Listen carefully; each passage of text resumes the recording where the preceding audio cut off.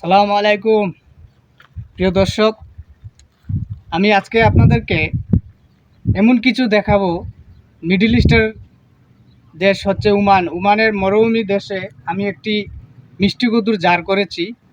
তো অনেক পরিশ্রমের পরে আজকে সেই মিষ্টি কদুটা আমি আপনাদেরকে দেখিয়ে কাটবো। তো আসুন কথা না বাড়িয়ে আমার মিষ্টি কদুর জারটা ঘুরে আসি।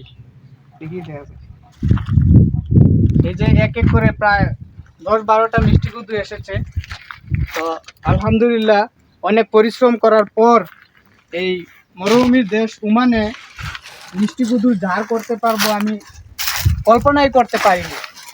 তো খুব আনন্দিত, আজকে নিজের হাতে লাগানো মিষ্টি কদুর জার থেকে আমি একটি মিষ্টি কদু কাটবো। দেখেন খুব সুন্দর, মাশাল্লাহ, আলহামদুলিল্লাহ, কত সুন্দর। এটাকেও খুব যত্ন করে রেখেছি। তো এটা গাছে পাকনা করেছি। তো বর্তমানে আমি এখন কাটবো, আপনাদেরকে দেখাবো। বিসমিল্লাহ। এই যে দেখেন, খুব টেস্ট হবে এই মিষ্টি কদুটা।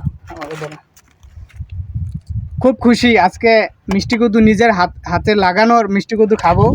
তো আসলে খুব পরিশ্রম করেছি। তো এই মরুভূমির দেশে যে একটি মিষ্টি কদুর জার করতে পারবো আমি কল্পনাই করতে পারিনি। কারণ একটা মিষ্টি কদুর কেজি হচ্ছে প্রায় বাংলার 400 টাকা। এই 400 টাকা দিয়ে আমরা মিষ্টি কদু যদি আইনা খাই, মুখেও লাগে না। তো আমরা মিষ্টি কদু খাই নাই। তো আমি বীজ এনে এই জায়গায় চাষ করেছি। আলহামদুলিল্লাহ খুব তরতাজা মিষ্টি কদু বর্তমানে এখন রান্না করে খাবো। তো আসলে আল্লাহর রহমতে আজকে মিষ্টি কদু এখানে আমার হয়েছে। তো আপনারা দেখতেই পাচ্ছেন যে মিডল ইস্টে মরুভূমির দেশ, এখানে কিভাবে মিষ্টি কদু চাষ করতে পেরেছি আমি নিজেও কল্পনা করতে পারিনি।